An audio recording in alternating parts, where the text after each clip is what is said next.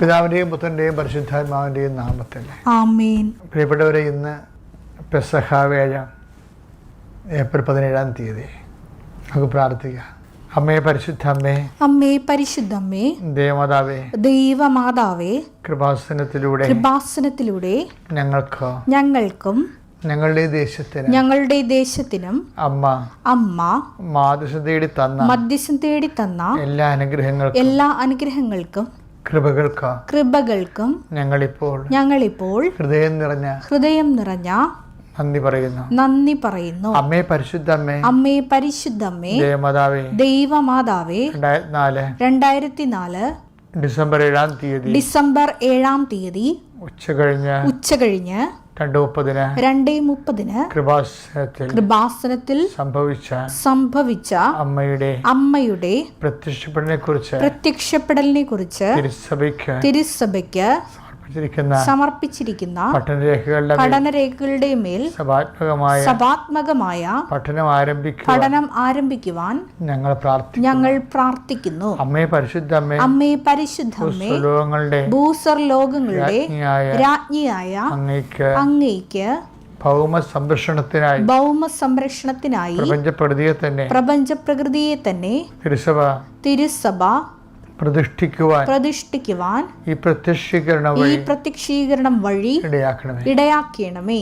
പരിശുദ്ധ അമ്മേ, ജപമാല മാതാവേ, സകല കൃപാസനം പ്രാർത്ഥനകളോടും ചേർത്ത് ഞങ്ങളിപ്പോൾ പ്രാർത്ഥിക്കുന്ന ഈ കുടുംബത്തിന്റെ പ്രത്യേക നിയോഗം പരമക്കളെ,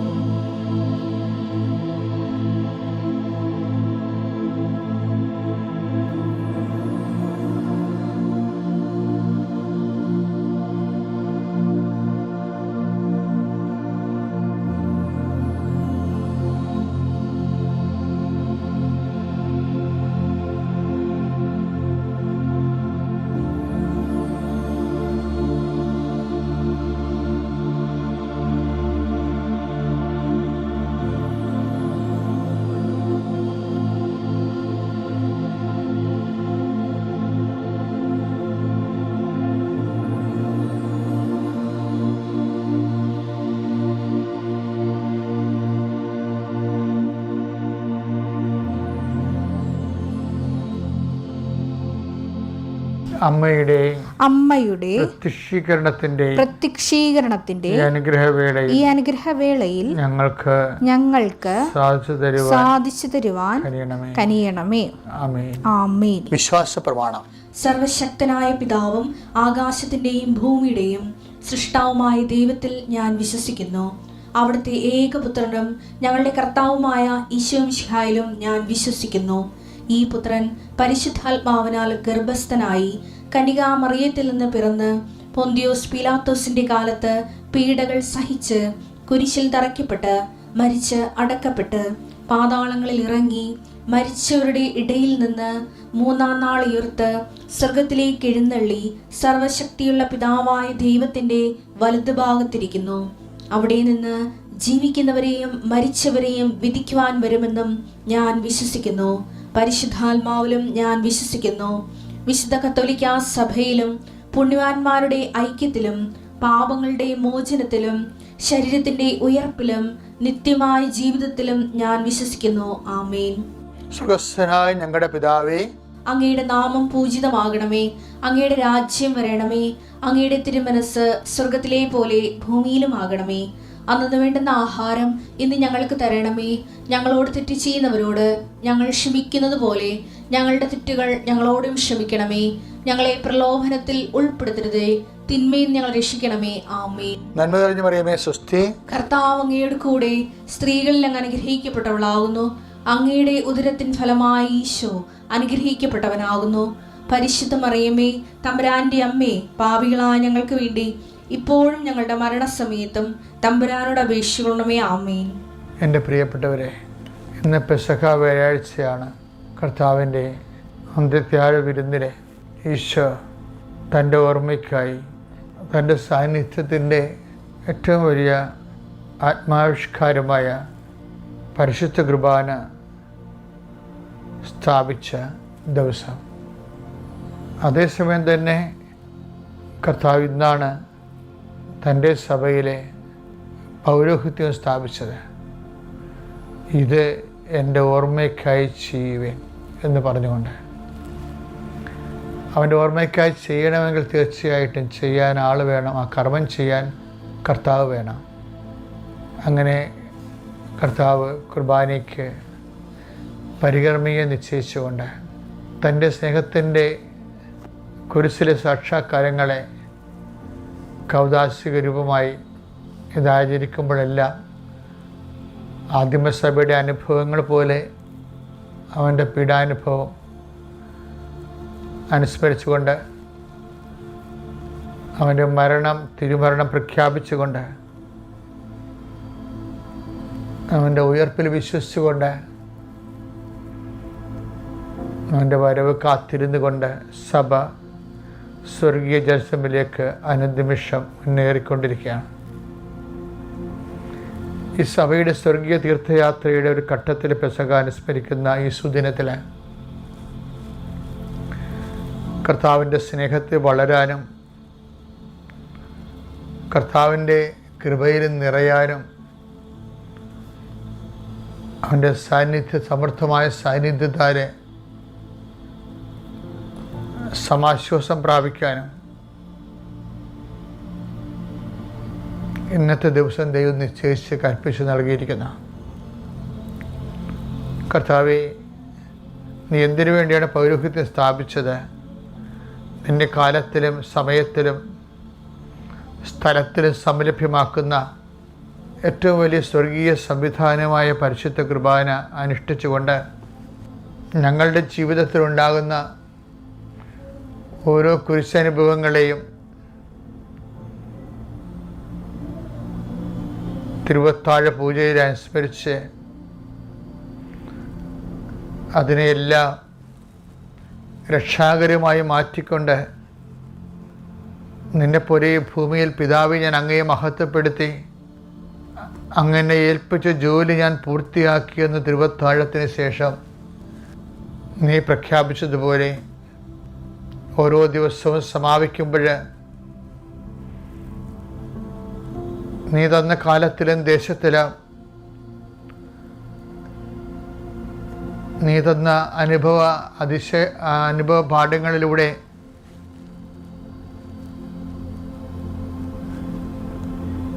നിന്റെ തിരുമനസ്സ് നിറവേറ്റിക്കൊണ്ട് ജീവിക്കുവാൻ അഗാധമായ വിശ്വാസവും ദൈവസ്നേഹവും ഇന്നത്തെ ദിവസം അങ്ങയുടെ മക്കൾക്ക് നൽകണമെന്ന് പ്രാർത്ഥിക്കുന്നു. ഇന്നത്തെ രാവിലെ മുതൽ തിരുവത്താഴ പൂജ കഴിഞ്ഞ് ആരാധനയും കഴിഞ്ഞെത്തുന്നത് വരെ കർത്താവേ, നിന്നെക്കുറിച്ച് മാത്രം ചിന്തിക്കുവാനും നീ അത്താഴം കഴിക്കാതെ പിതാവിൻ്റെ ഭവനത്തിൽ നവമായി പാനം ചെയ്യുന്നതിനെക്കുറിച്ച് സ്വപ്നം കണ്ടുകൊണ്ട് സഹനത്തെ ഏറ്റെടുത്തതുപോലെ ഞങ്ങളുടെ ജീവിതത്തിൻ്റെ വ്യത്യസ്തങ്ങളായ ദുഃഖ സാഹചര്യങ്ങളെ നിൻ്റെ നാമത്തിൽ ഏറ്റെടുക്കാൻ നിന്നെ ശക്തിപ്പെടുത്താൻ മാലാഖ വന്നുവെന്ന് പറയണത് സ്വർഗം നിന്നെ ശക്തിപ്പെടുത്തിയെന്ന് ഞങ്ങളെ ബോധ്യപ്പെടുത്താനാണ്. അതുപോലെ ക്ലേശകരമായ ജീവിത സാഹചര്യങ്ങൾ ജീവിക്കുന്ന എല്ലാവരെയും, ഓരോരോ മക്കളെയും കർത്താവെ നീ ശക്തിപ്പെടുത്തണമേ എന്ന് പ്രാർത്ഥിക്കുന്നു. എൻ്റെ ഈ പ്രാർത്ഥന, നിൻ്റെ നാമത്തിലെ പ്രാർത്ഥന, 39 വർഷത്തെ പൗരോഹിത്യത്തിൻ്റെ അറിവടയാളങ്ങളിലൂടെ ഞാൻ ആവഹിച്ച ആധ്യാത്മിക ജ്ഞാനങ്ങളെ അങ്ങയുടെ മക്കൾക്ക് കൈമാറിക്കൊണ്ട് ഓരോ ദിവസവും ഞങ്ങൾ ഡെയിലി ബ്രെഡിലൂടെ ജീവിതം ആരംഭിക്കുകയാണ്. കർത്താവേ, ഈ പ്രാർത്ഥനയുടെ ശക്തി ഞങ്ങളിന്ന് തിരികെ വരുന്നത് വരെ ഞങ്ങളുടെ ജീവിതത്തിൽ നിറവേറി നിൽക്കാനും കടുത്ത ദൈവസ്നേഹത്താൽ ഞങ്ങൾ പരിപൂർണ്ണ നിശബ്ദരായി തീരുവാൻ, ദൈവസ്നേഹത്തിൻ്റെ ആന്തരികതയിൽ ഞങ്ങൾ മതിമറന്നുകൊണ്ട് നിന്നോട് ഐക്യദാർഢ്യപ്പെട്ടുകൊണ്ട് ഓരോ നിമിഷവും നിൻ്റെ മുറിവുകൾ ഈശോമിശിഹായെ സിലിയാൻ തറക്കപ്പെട്ട കർത്താവിൻ്റെ തിരുമുറിവുകളെ ഞങ്ങളുടെ ഹൃദയത്തിൽ പതിച്ചുറപ്പിക്കുന്ന ഈ ദിവസങ്ങൾക്ക് ആവശ്യമായ ദൈവസ്നേഹത്താൽ ഞങ്ങളെ അഭിഷേകം ചെയ്യണമേ. നിത്യം പിതാവും പുത്രനും പരിശുദ്ധാത്മാവ സർവീസിലെ നീക്കും. ആമേൻ. എൻ്റെ പ്രിയപ്പെട്ടവരെ, നമ്മുടെ ജീവിതത്തിലെ ആരാധനാക്രമ ജീവിതം, നമ്മുടെ ലിറ്റർജിക്കൽ ലൈഫ്, ഒത്തിരിയേറെ അനുഷ്ഠാനങ്ങൾ, വളരെ വളരെ അർത്ഥഗംഭീരമായ അനുഷ്ഠാനങ്ങളിലൂടെ നമ്മൾ രക്ഷയുടെ ദിവരഹസ്യങ്ങളെ ആചരിച്ച് ആത്മാഭിഷേകം കൈക്കൊള്ളുന്ന വലിയ ദിവസത്തിൻ്റെ തുടക്കമാണിന്ന്. പെസഹവേഗം, ദുഃഖവെള്ളി, ദുഃഖശനി, ഈസ്റ്റർ ഞായർ, എല്ലാ ആചാരങ്ങളും അർത്ഥമറിഞ്ഞാൽ അത് സദാചാരമായി മാറും. അർത്ഥമറിഞ്ഞില്ലെങ്കിൽ അത് അനാചാരമായി മാറും. യഹൂദ ജനത അവരുടെ ഭവനങ്ങളിൽ പെസഹ അനുസ്മരിക്കുമ്പോൾ ഒരു കുഞ്ഞു കുട്ടി കാണുന്നവരോട് ചോദിക്കും, why we are doing this, എന്തുകൊണ്ടാണ് നമ്മളിത് ചെയ്യുന്നത്, എന്താണ് നമ്മൾ ചെയ്യുന്നത്? അത് ഒരു പാരമ്പര്യമായ അനുഷ്ഠാനത്തിൻ്റെ ഭാഗമായിട്ടൊരു കുഞ്ഞ് ചോദിക്കുന്നതാണ്. ഇന്നും ചോദിക്കുന്നുണ്ട് യഹൂദ ഭവനങ്ങളിലെ. അപ്പോൾ ഗ്രാൻഡ് ഫാദർ പറഞ്ഞു കൊടുക്കും, അല്ലെങ്കിൽ അപ്പനാ ഉണ്ടെങ്കിൽ അപ്പനത് മകനോട് പറഞ്ഞു കൊടുക്കും. നമ്മുടെ പിതാക്കന്മാർ ഈജിപ്തിലൂടെ കടന്നു പോന്നു. അപ്പോൾ സംഹാരദൂതൻ അവരെ കടന്നുപോയി. നമ്മൾ മുറപ്രകാരം പെസഹ അരളിച്ചതുപോലെ ഭക്ഷിച്ചുകൊണ്ടിരുന്ന സമയത്ത് സംഹാരദൂതൻ കടന്നുപോയി. കുഞ്ഞാടിൻ്റെ രക്തത്തിൽ കൈമുക്കി പെസഹ ആചരണത്തിൻ്റെ ഭാഗമായി കള്ളപ്പാടിൽ മുക്കിയ ആ ചുവന്ന കൈമുദ്ര കണ്ടപ്പോൾ സംഹാരദൂതൻ നമ്മളെ സംഹരിക്കാതെ കടന്നു പോവുകയും നമ്മുടെ ശത്രുക്കളിനെ നിഹരിക്കുകയും ചെയ്തു. അങ്ങനെയാണ് നമ്മൾ സ്വാതന്ത്ര്യത്തോടെ കർത്താവിൻ്റെ വാഗ്ദാന നാട്ടിലോട്ട് വന്നത്. അപ്പം അത് ഭയങ്കരമായൊരു ഒരു കുഞ്ഞിൻ്റെ ചോദ്യത്തിലാണ് വരുന്നത് ആ ചോദ്യം. അപ്പോൾ എല്ലാ അനുഷ്ഠാനങ്ങൾക്കും ഒരു ചോദ്യം ഒരു കുഞ്ഞ് നമ്മുടെ ഉള്ളിൽ നിന്നുകൊണ്ട് നമ്മോട് ചോദിക്കണം. നമ്മൾ ആ ചോദ്യം അതേ ഭയങ്കര രസകരമായ ചോദ്യമാണ്. Take the word of God. പുറപ്പാട് 12:26-27.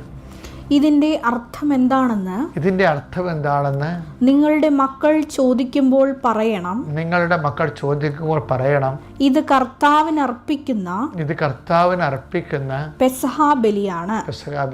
അവിടുന്ന് ഈജിപ്തിലുണ്ടായിരുന്ന ഇസ്രായേൽക്കാരുടെ ഭവനങ്ങൾ കടന്നുപോയി.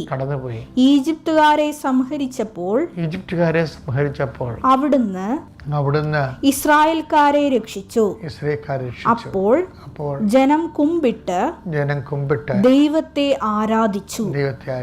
ഫറവോയുടെ കാലത്തുണ്ടായിരുന്ന അവരുടെ സ്വാതന്ത്ര്യത്തിൻ്റെ അനുഭവങ്ങളാണ് അത് പെസഹയായിട്ട് അവരെന്നും ആരാധിച്ചിരിക്കും. അങ്ങനെ ഒരു പെസഹക്കാലത്താണ് യഥാർത്ഥ ദൈവത്തിൻ്റെ കുഞ്ഞാടായ ഈശോ അപ്പോസ്തലന്മാരുടെ കൂടെ പെസഹ ആചരിക്കാൻ വേണ്ടി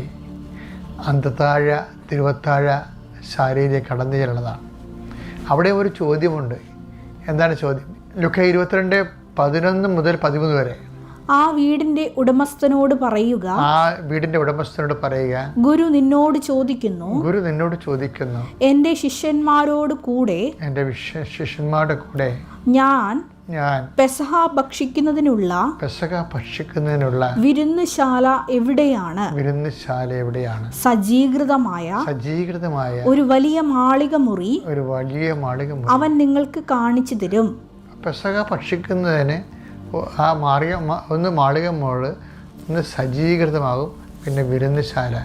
ഇപ്പോൾ കുറേ മറ്റ് വീടുകളിൽ നിന്നൊക്കെ എല്ലാം വ്യത്യസ്തമായിട്ടുള്ള ഒരു ആംബിയൻസ് അവിടെ ക്രിയേറ്റ് ചെയ്യണത്. അത് ഇന്നും അങ്ങനെ തന്നെയാണ്. സഭയിൽ അപ്പം മുറുക്കെ ശുശ്രൂഷ നടത്തുന്നതിന് പ്രത്യേകമായ ഒരു സ്ഥലവും സജ്ജീകൃതമായ സ്ഥലമാണ്, അതിനുവേണ്ടി മാത്രമുള്ള സ്ഥലമാണ്. അതുകൊണ്ടാണ് ബിഷപ്പിൻ്റെ പ്രത്യേക അനുവാദം വാങ്ങിക്കാതെ നിങ്ങൾ വീടുകളിൽ കുർബാന അർപ്പിക്കരുതെന്ന് കാനല്ലൂരുള്ളത്. കാര്യം അത് അത്രയും അതിഭൗമവും അതേപോലെ ദൈവികവുമായ ഒരു വലിയ ശുശ്രൂഷയ്ക്ക് കോൺസെൻട്രേറ്റഡ് ആയിട്ടുള്ള സ്ഥലം, അതിനുവേണ്ടി മാത്രം ഒരുക്കിയ സജ്ജീകൃതമായ സ്ഥലം. അതിൻ്റെ പാരമ്പര്യമാണ് സഭ അനുവർത്തിച്ച് പോരുന്നത്. ഞാൻ പറഞ്ഞതിൻ്റെ എൻ്റെ വിഷയം അതല്ല. എൻ്റെ വിഷയം എന്ന് വെച്ച് കഴിഞ്ഞാൽ അവിടെയും ഒരു ചോദ്യം ചോദിക്കും. എവിടെയാണ്, എന്തൊക്കെ ചോദ്യങ്ങൾ അതിൻ്റെ അകത്തുള്ളത്? വായിച്ചേ. ഗുരു നിന്നോട് ചോദിക്കുന്നു, ഗുരു നിന്നോട് ചോദിക്കുന്ന എൻ്റെ ശിഷ്യന്മാരോട് കൂടെ ഞാൻ പെസഹ ഭക്ഷിക്കുന്നതിനുള്ള വിരുന്നുശാല എവിടെയാണ്?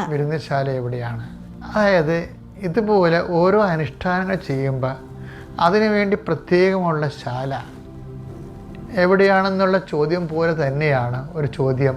ഈ ചോദ്യത്തിനെല്ലാം ഒരു ക്യാപിറ്റൽ ക്വസ്റ്റ്യൻ ഉണ്ട്. എന്താണ്? വശാന പാടി എതിരേറ്റ് കഴുതക്കുണ്ട പുറത്ത് ഇരുന്നുകൊണ്ടാണ് ഈശോ ശരിക്കും പറഞ്ഞാൽ ഈ പെസഹാശാലയിലേക്ക് ഒരാഴ്ച മുമ്പ് വന്നത്, ജെറുസലേമിലേക്ക്. അന്ന് ഒരു ചോദ്യമുണ്ട്. അന്നത്തെ ചോദ്യം എന്താണ്? ലൂക്ക 19:33-34. അവർ കഴുതക്കുട്ടിയെ അഴിക്കുമ്പോൾ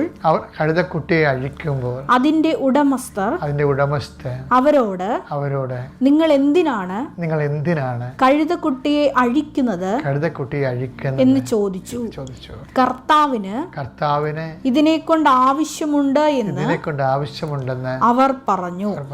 അറിവാണ് ആചാരങ്ങൾ സദാചാരമാക്കുന്നത്. ഞാൻ പറഞ്ഞു, നമ്മൾ അൾത്താറയിൽ നടക്കുന്ന അല്ലെങ്കിൽ ഈ ദിവസങ്ങളിൽ പങ്കെടുക്കുന്ന ഓരോ കാര്യങ്ങളെക്കുറിച്ച് നമ്മൾക്ക് തന്നെ അറിയുകയും